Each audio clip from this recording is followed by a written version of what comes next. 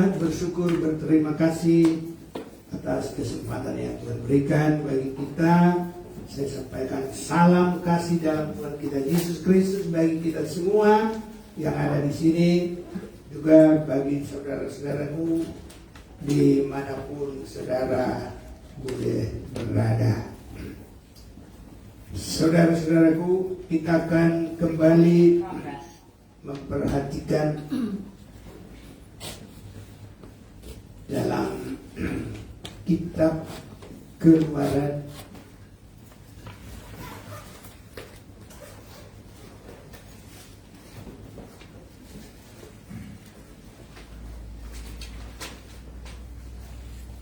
pasal yang ke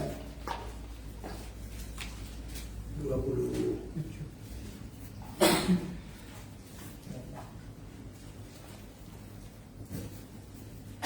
Ya, kita kembali memperhatikan Keluaran pasal 27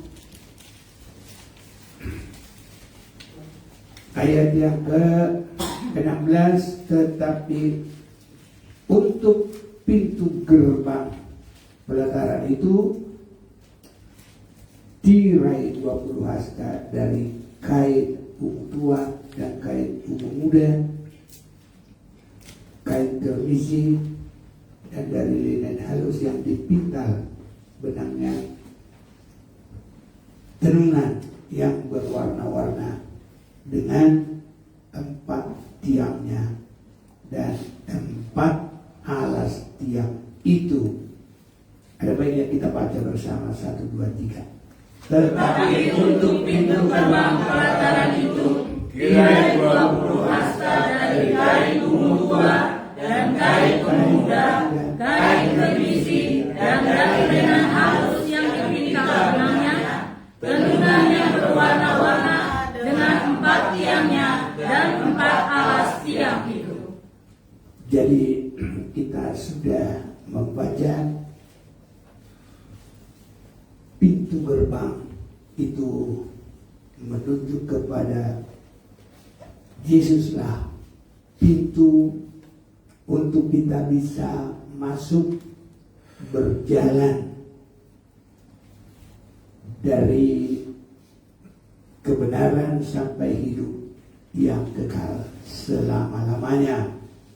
Jadi kalau itu artinya bagi kita hidup selama-lamanya adalah sampai bertemu dengan Bapa Surgawi, karena ending dari semuanya tempat Allah itu berdiam bersama dengan manusia adalah di dalam kemah yang terakhir, itu yang disebut Yerusalem baru.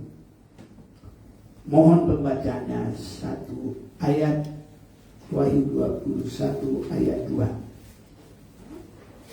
Wahyu 21 ayat yang kedua, demikian firman Tuhan. Dan aku melihat kota yang kudus, Yerusalem yang baru, turun dari sorga, dari Allah, yang berhias bagaikan pengantin perempuan yang berdandan untuk suaminya. Iya. Terus satu ayat lagi. Lalu aku mendengar suara yang nyaring dari tahta itu berkata, lihatlah, kemah Allah ada di tengah-tengah manusia, dan ia akan diam bersama-sama dengan mereka. Mereka akan menjadi umatnya, dan ia akan menjadi Allah mereka. Jadi kemah Allah, tempat Allah diam bersama umatnya, itu adalah penggenapan dari Keluaran pasal yang ke-25 sampai 40. Tuhan suruh Musa membuat satu kemah. Itu adalah nubuatannya. Dan nanti ending dari semuanya itu adalah di Yerusalem baru, kemah yang terakhir, kemah yang kekal. Itu sebabnya kita tidak akan bisa memisah-misahkan Wah, itu perjanjian lama. Jadi perjanjian lama adalah saling menguatkan semua, menubuatkan. Bahkan nanti yang disebut kemah itu juga adalah dalam diri Yesus. Dan nanti juga kemah itu ada dalam diri kita. Baru nanti kalau itu semua sudah baik, kemah di Yerusalem baru.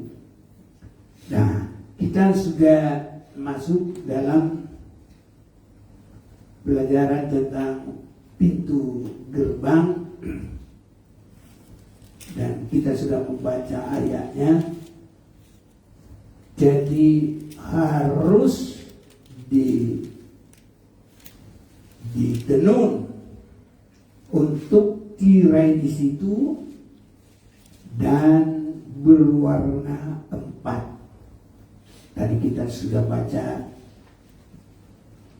kain ungu tua, kain ungu muda, kain kermisi, dari linen halus yang dipintal benangnya tenunan yang berwarna-warna dengan 4 tiangnya dan 4 alas tiangnya. Jadi pintu gerbang bagi kita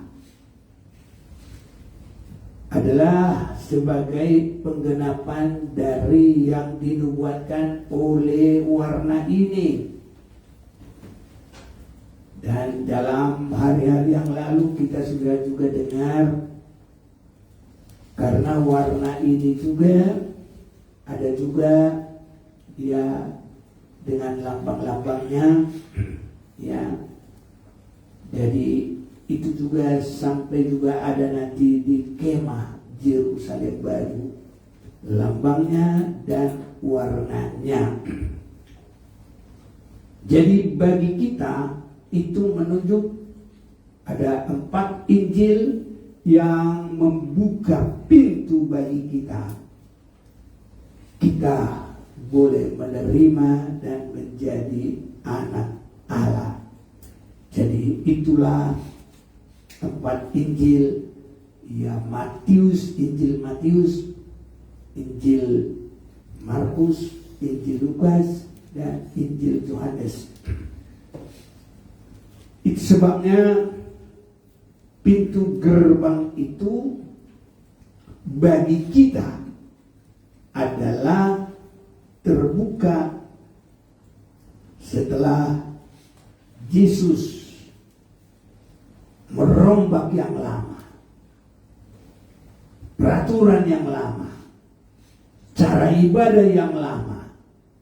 Ya, Yesus berkata di dalam Yohanes pasal yang kedua ayat 19, rombak bait Allah ini, aku akan membangunnya dalam 3 hari. Jadi itu di dalam kematian kebangkitan Yesus dan dia dimuliakan, itu menjadi ya satu jalan keselamatan bagi kita. Jadi Yesus melakukan itu, Yesus menjadi pintu, dan untuk kita boleh menerimanya adalah menerima ke-4 Injil. Itu sebabnya kalau Yesus sudah bangkit, maka dia berkata, pergilah kamu ke seluruh bumi. Nah, ini kita akan baca Markus pasal yang ke-16 ayat yang ke-15. Lalu ia berkata kepada mereka, pergilah ke seluruh dunia, beritakanlah Injil kepada segala makhluk. Siapa yang percaya dan dibaptis akan diselamatkan, tapi siapa yang tidak percaya akan dihukum. Jadi inilah membuka pintu bagi kita menerima keberadaan Yesus di dalam 4 Injil.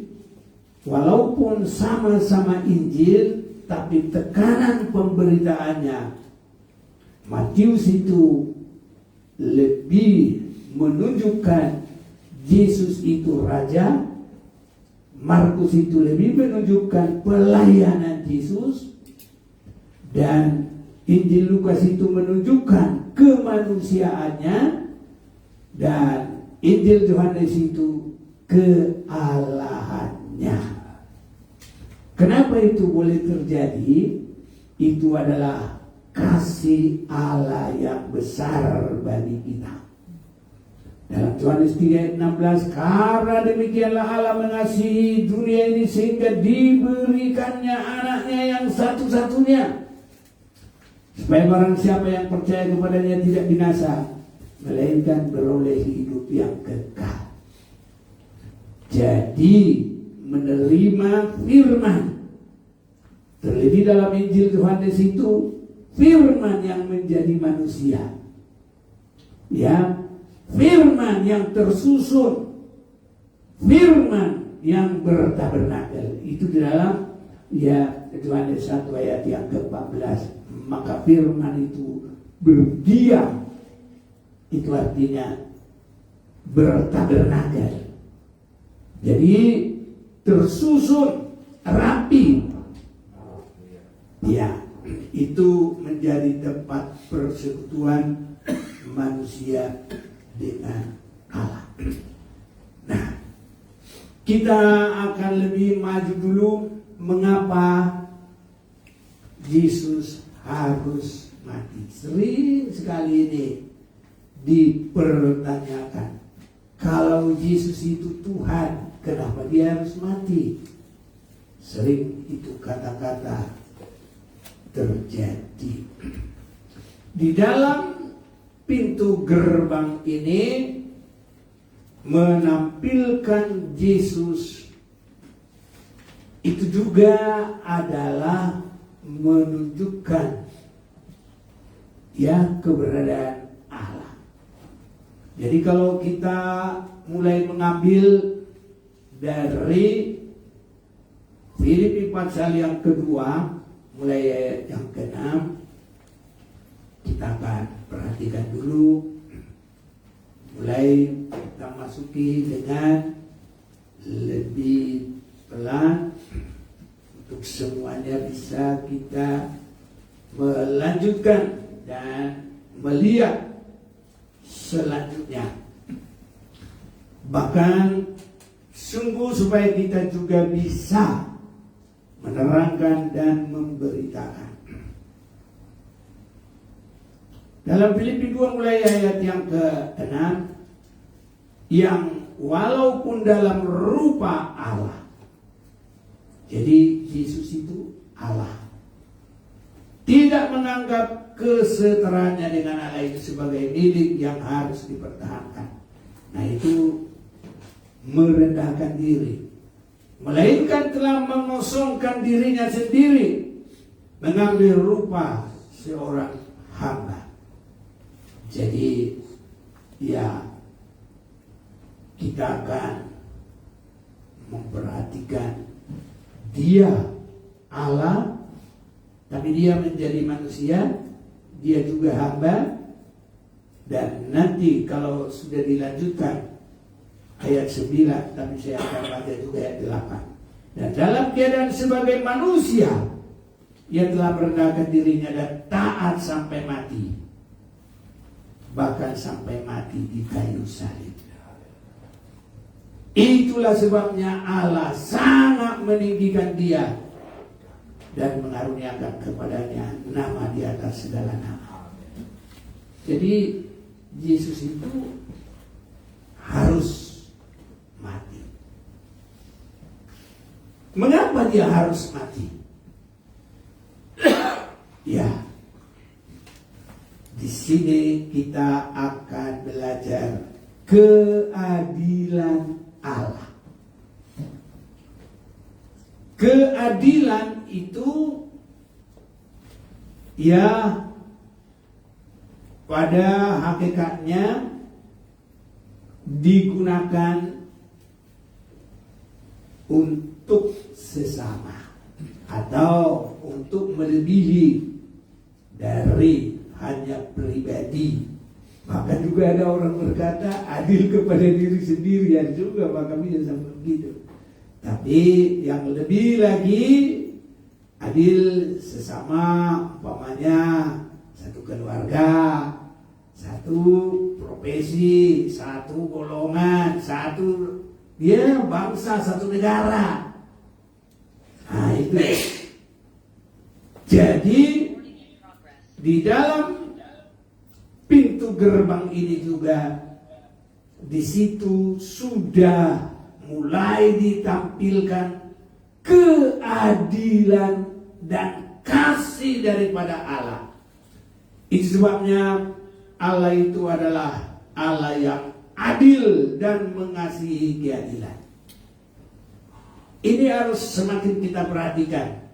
Jadi untuk ini memang kita harus lebih memberi perhatian untuk bisa mengikuti. Tapi kita baca dulu Mazmur 11 ayat 7.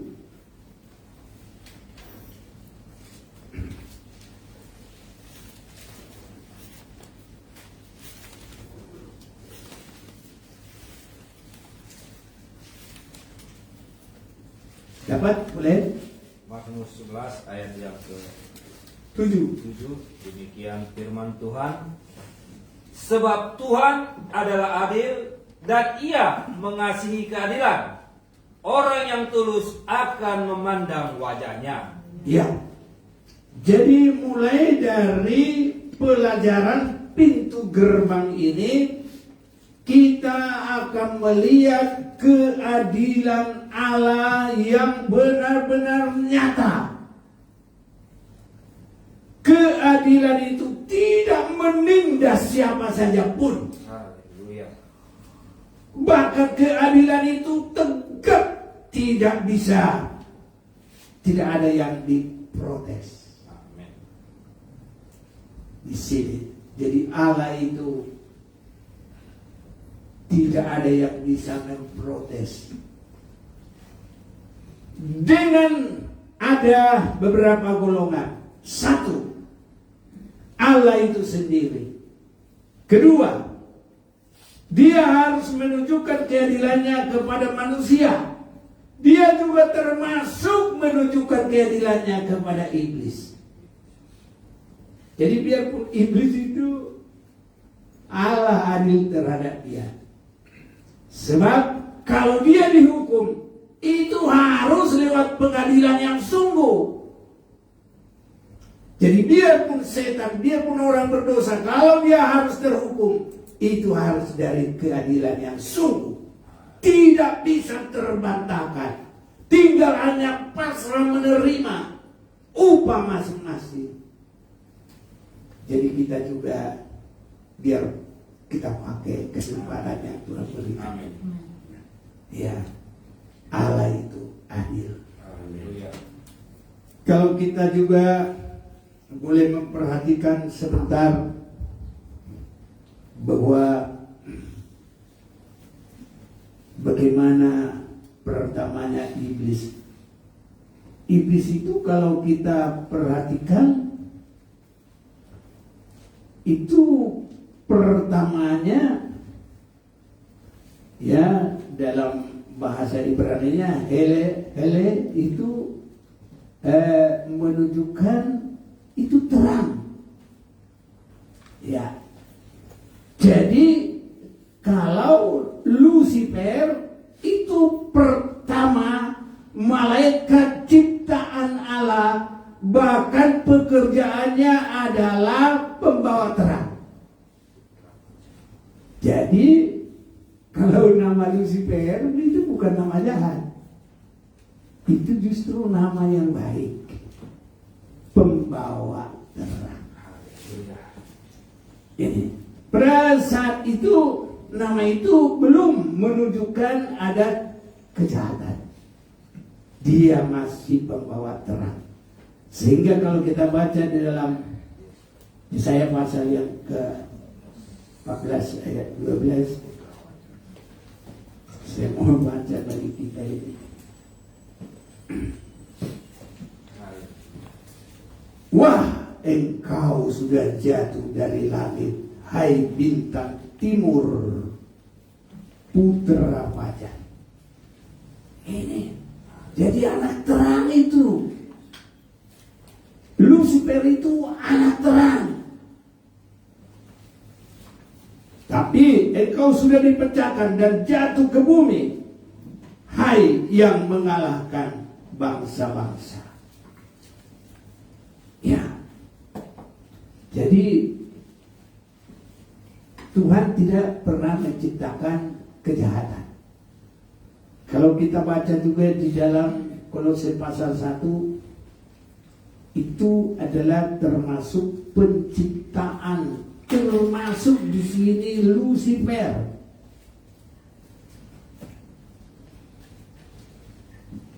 Keutamaan Kristus. Ia ada terlebih dahulu dari segala sesuatu dan segala sesuatu ada di dalam Dia. Mulai dulu saya baca. Ia adalah gambar Allah yang tidak kelihatan. Kolose 1:15. Iya, Kolose 1:15. Oh iya, belum saya bilang ya. Kolose 1:15. Ia adalah gambar Allah yang tidak kelihatan, yang sulung, lebih utama dari segala yang diciptakan. Karena di dalam Dialah telah diciptakan segala sesuatu. Di dalam Yesus diciptakan segala sesuatu yang ada di surga dan yang ada di bumi, yang kelihatan dan yang tidak kelihatan, baik singgasana maupun kerajaan, baik pemerintah maupun penguasa. Segala sesuatu diciptakan oleh Dia dan untuk Dia. Jadi ini termasuk malaikat ini. Jadi tadinya Lucifer itu adalah dicipta pembawa terang. Dan Lucifer artinya adalah pembawa terang. Nah, hanya sekarang saya pikir orang nggak bakal mau bikin nama anaknya si Lucifer. Padahal sebenarnya itu bagus loh itu nama. Pembawa terang. Nah, kalau disebutkan pembawa kabar baik, itu identik, itu sejalan, sejajar. Kalau pembawa kabar baik, iya, hanya karena keberhasilannya. Nah, ini yang tidak boleh. Dia menjadi ingin menyamakan diri dengan Yang Maha Kuasa. Sehingga saat itulah disebut Lucifer, ya, yang menjadi tidak lagi dalam posisi pekerjaannya sebagai pembawa terang. Engkau yang tadinya berkata dalam hatimu, aku hendak naik ke langit, aku hendak mendirikan tahtaku, mengatasi bintang-bintang Allah, dan aku hendak duduk di atas bukit pertemuan jauh di sebelah utara. Inilah Lucifer mulai berdosa. Jadi dosa itu dimulai di mana? Bukan di Taman Eden. Ya. Makanya kita sudah sering juga mendengar nanti kita bukan ke surga, tapi ke Yerusalem baru. Tempat tidak boleh dosa sedikit pun. Nah, kalau di surga itu jangankan dosa, peperangan juga ada. Nah, dalam Wahyu pasal 12 itu sudah terjadi perang besar di sana. Nah, tapi kita jangan ke situ dulu. Jadi kita harus melihat supaya tahu kehadiran Allah, kita tahu iblis itu bagaimana. Nah, untuk keadaan ini, mulai dari asal iblis itu, Allah juga tidak langsung menghukum dia. Dan untuk mengalahkan dia, menghukum dia, Allah itu harus mengadakan lawan dari perbuatannya. Itu sebabnya Yesus tidak menganggap kesetaraannya dengan Allah, melainkan mengosongkan dirinya dan mengambil rupa manusia. Disitulah iblis nanti dikalahkan. Kalau Yesus sudah sampai mati dan bangkit. Luar biasa kasih. Saya belum tahu kasih itu sedalam mana. Rupanya sampai sejauh itu. Dia harus memberikan. Allah memberikan anaknya satu-satunya. Yesus memberikan nyawanya sendiri. Ini saudara-saudaraku, kita sudah sering membaca itu. Jadi Allah mengambil rupa manusia. Itu sudah lengkaplah saudaraku. Di situ dia Allah, dia hamba, dia manusia, dia juga raja. Itu saudaraku. Itulah untuk kita nanti boleh masuk menerima itu saudaraku. Dan itu ada di dalam keempat Injil. Nah, jadi nama pertama bukan iblis, tapi nama pertama adalah Lucifer, dan artinya adalah pembawa terang. Itu Lucifer, sangat indah. Hanya di dalam keberhasilan yang sangat besar. Makanya kita apapun yang kita miliki jangan jadi bangga saudara-saudara. Harus semakin rendah hati. Iya, ini saudara-saudaraku. Sehingga dalam Yesaya 14 tadi ayat yang ke-13, engkau yang tadinya berkata dalam hatimu, aku hendak naik ke langit, aku hendak mendirikan tataku mengatasi bintang-bintang Allah. Jadi dia harus lebih dari yang lain, bahkan sampai kepada Allah sendiri. Dan aku hendak duduk di atas bukit pertemuan jauh di sebelah utara. Nah, setelah keadaannya begitu, dia tidak berhenti dalam kesombongan itu. Kepada manusia masuk, dia mulai menjadi penuduh dan pendakwa. Dalam Wahyu pasal 12, makanya perang itu nanti sudah dibuang ke bumi, pendakwa umat Tuhan. Nah, coba kita baca itu. Wahyu pasal yang ke-12, naga dikalahkan. Maka timbullah peperangan di sorga. Nah ini jelaskan peperangan di sorga kan? Ada perang di sorga. Jadi kalau di Yerusalem baru tidak ada perang. Ada damai saja. Haleluya. Nah ini saudaraku, Mikael dan malaikat-malaikatnya berperang melawan naga itu, dan naga itu dibantu oleh malaikat-malaikatnya. Jadi berarti malaikat yang terhilang itu bukan cuma Lucifer, banyak juga anggotanya. Tapi mereka tidak dapat bertahan, mereka tidak mendapat tempat lagi di surga. Dan naga besar itu si ular tua yang disebut iblis atau Satan, yang menyesatkan seluruh dunia, dilemparkan ke bawah, dilemparkan ke bumi bersama-sama dengan malaikat-malaikatnya. Dan aku mendengar suara yang nyaring di surga berkata, sekarang telah tiba keselamatan dan kuasa dan pemerintahan Allah kita dan kekuasaan Dia yang diurapinya, karena telah dilemparkan ke bawah pendakwa. Nah, saat dia mengerjakan pendakwaan, namanya itu jadi iblis. Iblis itu pendakwa. Dalam bahasa sononya Ibrani, diabolos. Kalau sekolah ada bolos-bolos, gampang ingatnya ya. Diabolos itu bahasa Yunani, artinya pendakwa. Itu baru bahasa Indonesianya iblis. Jadi sudah tahu ya, dari Lucifer masih malaikat terang, kalau kepada iblis sudah pendakwa, penuduh, pendakwa, penuduh. Coba dulu baca di apa? Zakaria 3 ayat 3. Bantu.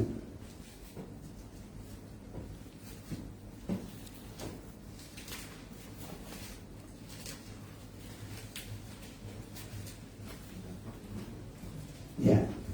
Dapat? Zakaria 3 ayat 3. Ya. Adapun Yosua mengenakan pakaian yang kotor waktu dia berdiri di hadapan malaikat itu, Terus? yang memberikan perintah kepada orang-orang yang melayaninya, tanggalkanlah pakaian yang kotor itu daripadanya. Dan kepada Yosua ia berkata, lihat, dengan ini aku telah menjauhkan kesalahanmu daripadamu, aku akan mengenakan kepadamu pakaian pesta. Kemudian ia berkata, taruhlah serban tahir pada kepalanya. Maka mereka menaruh serban tahir kepada kepalanya dan mengenakan pakaian kepadanya, sedang malaikat Tuhan berdiri di situ. Iya, jadi iblis itu setelah dia penuduh, pendakwa, itu dari bahasa aslinya ya Ibrani itu diabolos, iblis, pendakwa, penuduh, selalu mempersalahkan. Makanya saudaraku, apapun manusia, jangan kita jadi penuduh. Haleluya. Kalau seorang berdosa, kalau kita nggak bisa untuk menolong dia, mendoakan dia, sudahlah, itu kehendak Tuhan. Jangan kita nambahin dosa kita dengan kita berdosa. Tidak boleh. Hanya dalam hati saja, Tuhan terima kasih, aku tidak seperti pendosa itu, pemungut cukai, orang berdosa. Aku kasih perpuluhan, aku rajin. Apalagi dia bilang, Lukas pasal yang ke-18. Benar dia hidup begitu, saudaraku. Tapi hanya untuk merasa mengecilkan orang berdosa saja. Tidak boleh, saudaraku. Tuhan tidak berkenan demikian. Tapi kalau kita boleh mendoakan mereka, boleh bersaksi, boleh menuntun mereka, maka kita berbahagia yang membawa orang yang terhilang kembali kepada Tuhan. Itu sangat baik, dan itu adalah pekerjaan daripada Yesus. Kalau menuduh, mendakwa, itu adalah pekerjaan setan. Itu iblis. Nah, setan belum.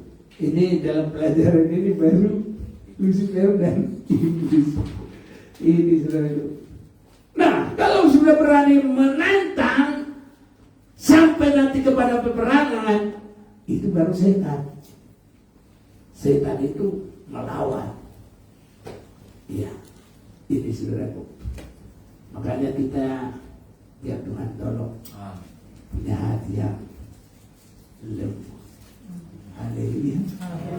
Tidak ada kekerasan. Yang keras itu setan.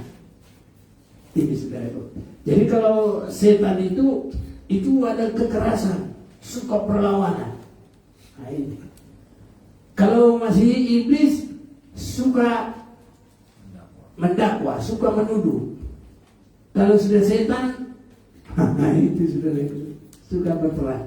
Makanya dalam Wahyu 12 tadi, iblis setan yang berperang, melawan. Ini saudara-saudaraku. Jadi keadilan Allah itu harus sampai nyata kepada Lucifer, iblis, setan, walaupun itu dia sendiri. Ini saudara-saudara. Jadi kita harus datang pasrah dengan sungguh-sungguh kepada Tuhan.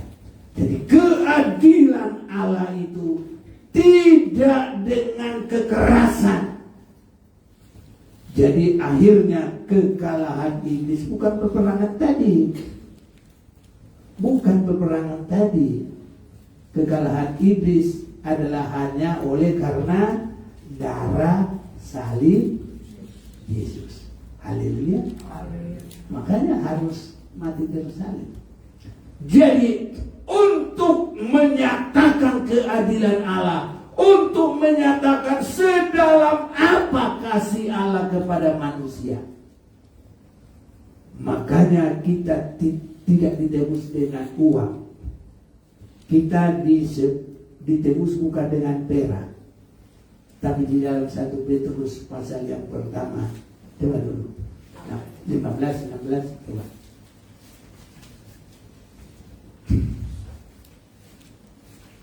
1 Petrus yang pertama ayat 15-16. Tetapi hendaklah kamu kudus di dalam seluruh hidupmu sama seperti Dia kudus yang telah memanggil kamu, sebab ada tertulis, kuduslah kamu sebab aku kudus.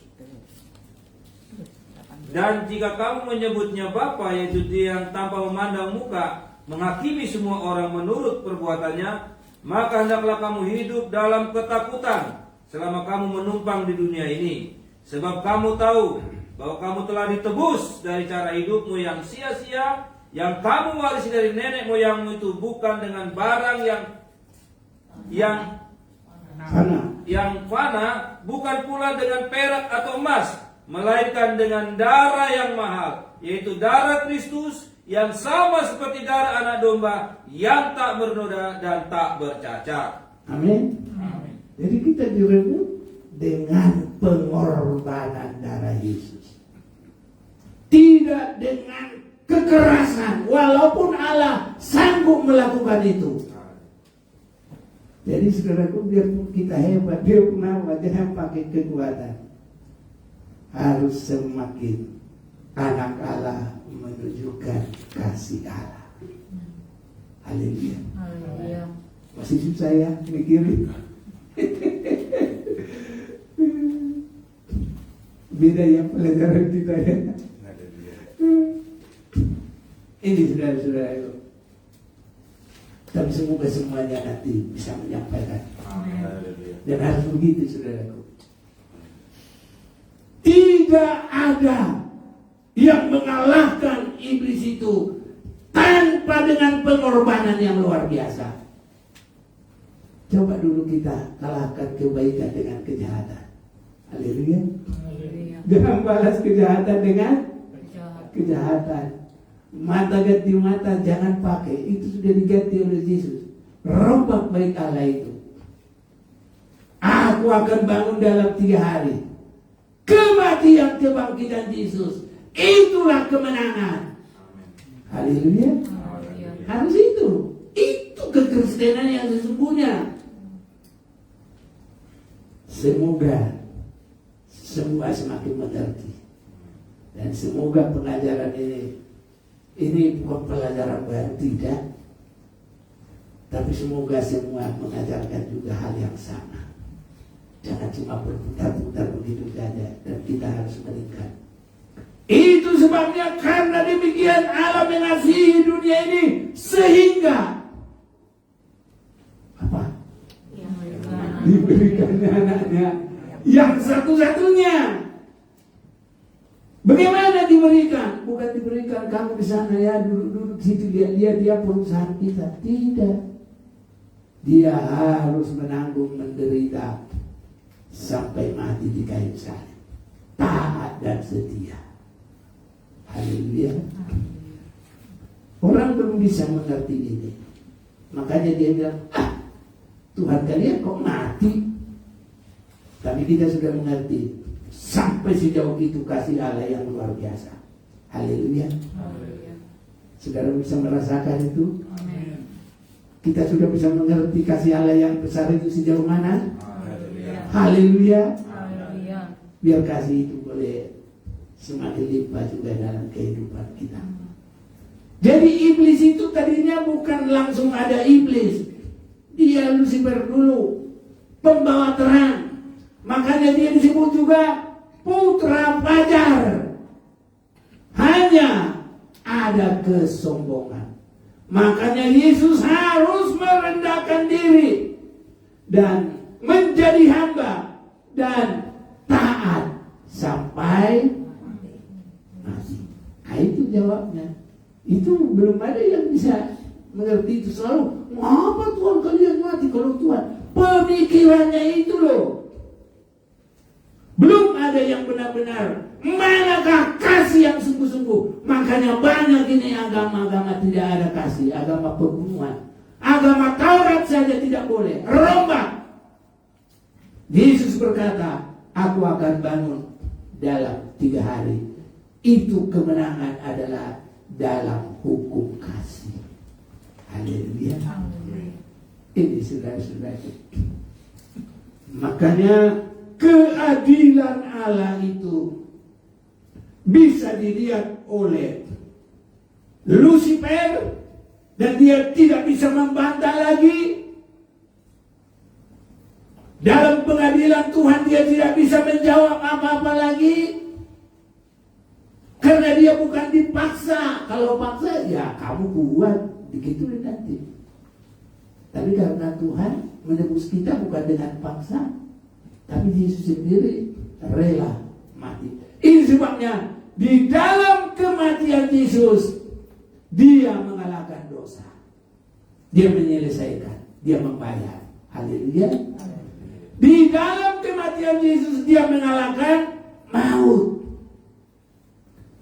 Di dalam kematian Yesus dia mengalahkan iblis. Sudah berapa? 3 ya. Di dalam kematian Yesus jalan kita rata sampai Yerusalem baru. Akhirnya harus di sini. Nah, ini yang belum banyak. Ya. Jadi 4 hal ini dikerjakan oleh Yesus dalam kematiannya. Dosa diselesaikan. Kiranya kita semakin rendah hati. Tuhan berkati kita rendah hati. Ya, kita boleh mengerti ini hanya oleh karena kemurahan Tuhan. Ya, orang lain yang banyak hebat-hebat. Semua mungkin gelarnya hebat-hebat. Tapi belum banyak yang bisa melihat. Dan kita bisa melihat. Kasih Tuhan yang luar biasa. Karena ini jangan main-main. Setia. Ini sangat berharga. Ya. Jadi di dalam kematian Yesus menyelesaikan dosa. Di dalam kematian Yesus maut tidak bisa lagi. Ya, memegang. Di dalam kematian Yesus semua perlawanan daripada iblis setan sudah dikalahkan. Dan di dalam kematian Yesus jalan kita rata sampai Yerusalem baru dibayar semua. Akulah jalan, kebenaran dan hidup. Hidup yang kekal hanya di Yerusalem baru. Ini saudara-saudaraku yang kekasih, saya bersuka cita bisa memperhatikan ini. Jadi iblis juga sudah harus tahu dari mana tadinya. Apakah Allah menciptakan iblis? Tidak. Apa yang diciptakan Allah? Malaikat baik. Bahkan malaikat pembawa terang sebagai sumber daripada iblis. Dia adalah pembawa terang. Haleluya. Makanya namanya putra fajar. Putra fajar. Kalau bintang fajar itu Yesus. Haleluya. Nah, jadi putra fajar, bintang fajar dekat-dekatan loh.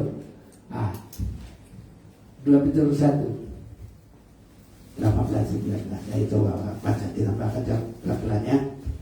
2 Petrus 1 ayat yang ke-18 19. 19. Suara itu kami benar ya? 21. Ya. Suara itu kami dengar datang dari surga ketika kami bersama-sama dengan Dia di atas gunung yang kudus. Dengan demikian kami makin diteguhkan oleh firman yang telah disampaikan oleh para nabi. Alangkah baiknya kalau kamu memperhatikannya sama seperti memperhatikan pelita yang bercahaya di tempat yang gelap, sampai fajar menyingsing dan bintang timur terbit bersinar di dalam hatimu. Ya, itu Yesus sendiri sampai datang bersama dengan kita. Ya. Jadi sampai bintang fajar menyingsing dan bintang timur terbit bersinar di dalam hatimu. Sampai kita bertemu dengan Yesus. Dia disebutkan di sini adalah bintang timur. Ya. Sedangkan tadi Lucifer adalah putra fajar. Jadi dekat-dekat. Hanya Yesus merendahkan diri, taat sampai mati. Mulai tidak menganggap kesetaraannya dengan Allah. Ya. Melainkan mengambil rupa manusia. Dalam keadaan manusia, dia bukan untuk dilayani, tapi untuk melayani. Dan itulah sebabnya. Oh, sudah taat sampai mati belum? Belum saya katakan? Dan taat sampai mati. Baru Filipi 2 ayat 9.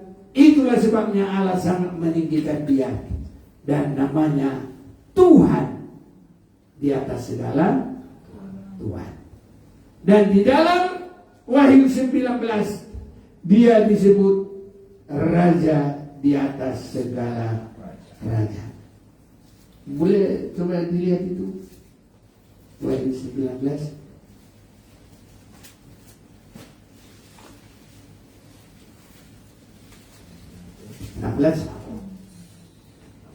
Ya.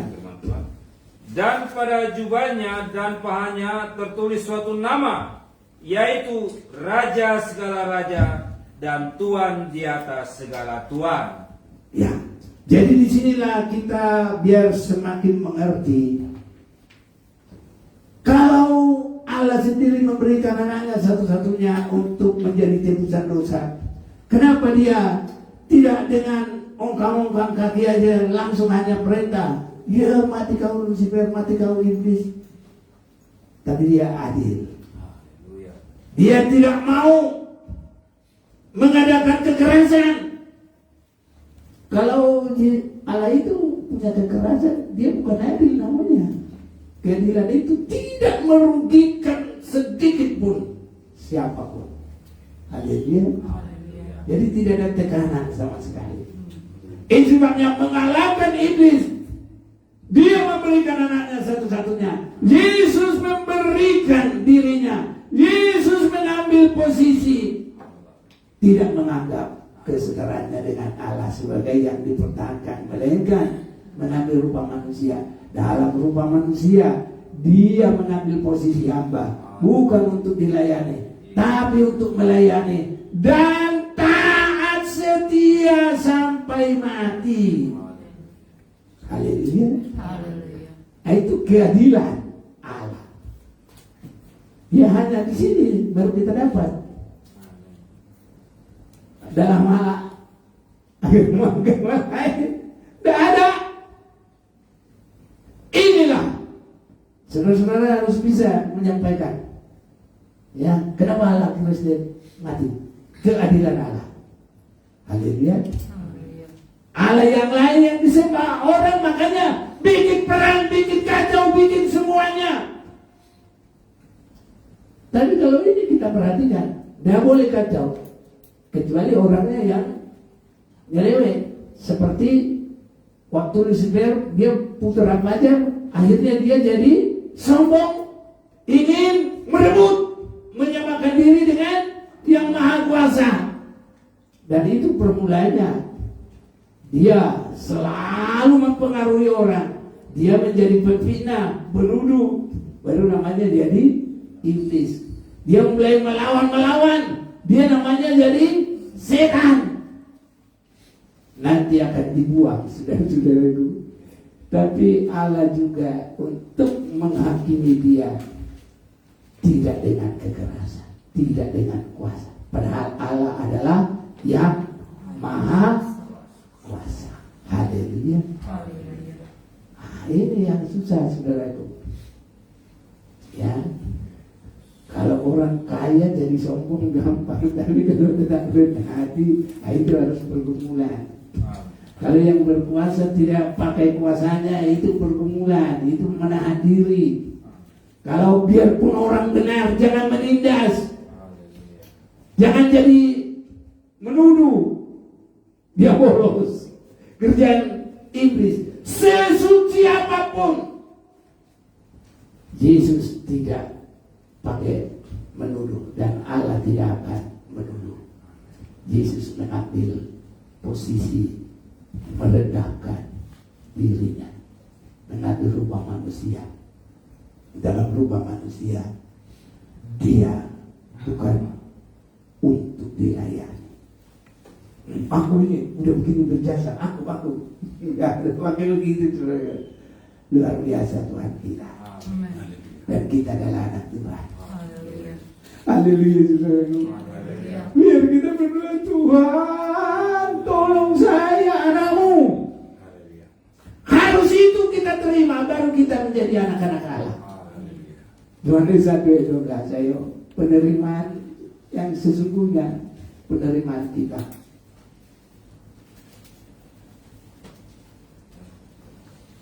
Yohanes 1 ayat yang ke-12, demikian firman Tuhan. Tetapi semua orang yang menerimanya diberinya kuasa supaya menjadi anak-anak Allah, yaitu mereka yang percaya dalam namanya. Ya. Jadi saudara-saudaraku, firman yang menjadi manusia. Karena kalau kita sudah baca, biar semuanya jelas, masih ada waktu. Kita baca juga mulai Yohanes 1 ayat 1 sampai 3. Baru nanti langsung ke 12.